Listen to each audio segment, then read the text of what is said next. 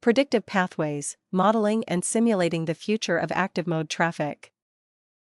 This research vision is behavioral modeling and predictive simulation for future active mode traffic systems, considering the requirements of safety, efficiency, well-being, and sustainability. Most new challenges focus on developing a sustainable future for people and the planet, as outlined by the United Nations. Walking and cycling are key solutions. Promoting active modes aligns with the social development goals, aiming to enhance sustainability, create healthy cities, and reduce carbon emissions. This research vision is built on key building blocks: behavioral insights, advanced modeling, and empirical validation, with a focus on movement dynamics at the operational level. This scope can extend to tactical and strategic levels as well. Here, we have a classic control loop in traditional traffic engineering for decision support, progressing from data and modeling to decision-making. Next, we will explore how traditional traffic engineering applies to active mode research, new research challenges in this field, and how this research vision addresses these challenges.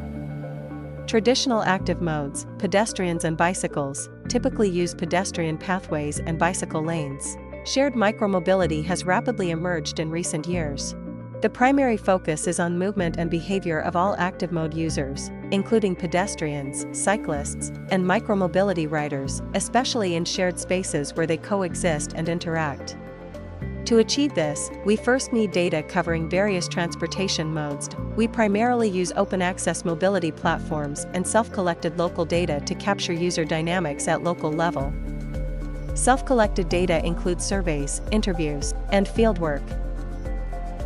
These animations highlight experiments designed to investigate cycling movements and to study micromobility interactions at the operational level. The goal of these experiments is to understand, model, and manage active mode flows in urban environments. Also, data from public authorities at the global level provides context for active mode infrastructures.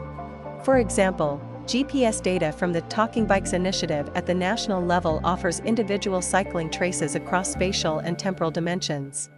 Similarly, vlog data at the city level helps analyze the active mode traffic environment. All these data sources contribute to understanding active mode behaviors.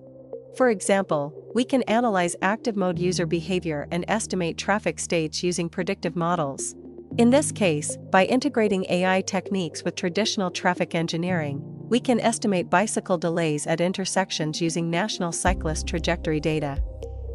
Behavioral analysis helps generate conceptual insights. For instance, we can use the collected data to derive bicycle headway distributions to calculate saturation flow and bicycle capacity at signalized intersections. Also, to develop conceptual models to describe cyclist queuing behavior, translating this into mathematical models to replicate operational decisions at both mental and physical levels. In summary, behavioral insights and conceptual models are vital inputs for developing simulation models.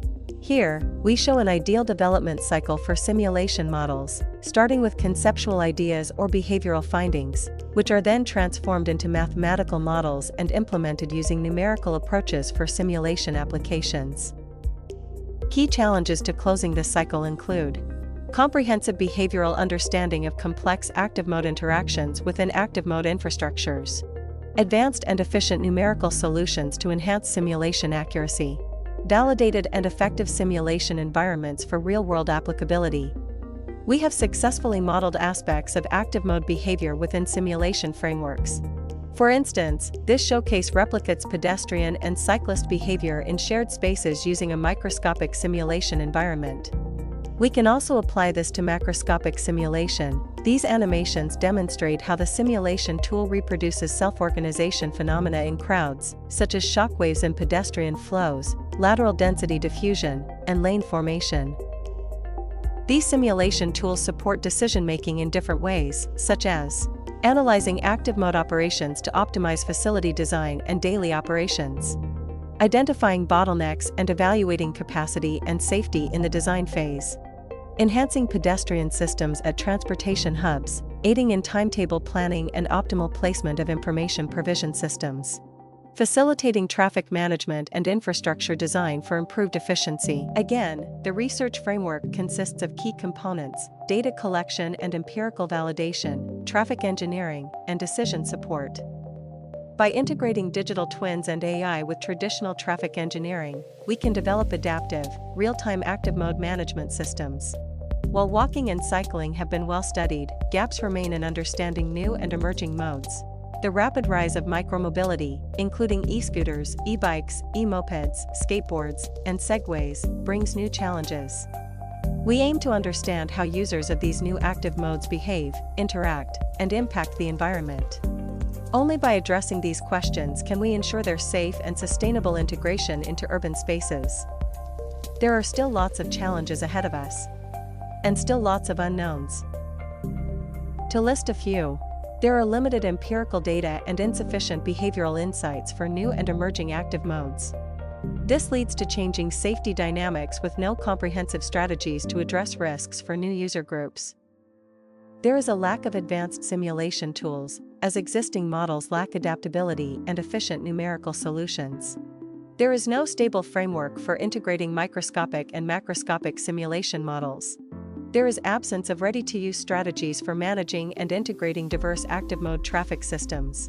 And we see limited integration of advanced technologies, such as digital twins, AI, into traditional traffic engineering. Also, there exists insufficient focus on safety, sustainability, and user well-being in active mode traffic system design and management. Do you find this interesting? Want to collaborate? Feel free to reach out.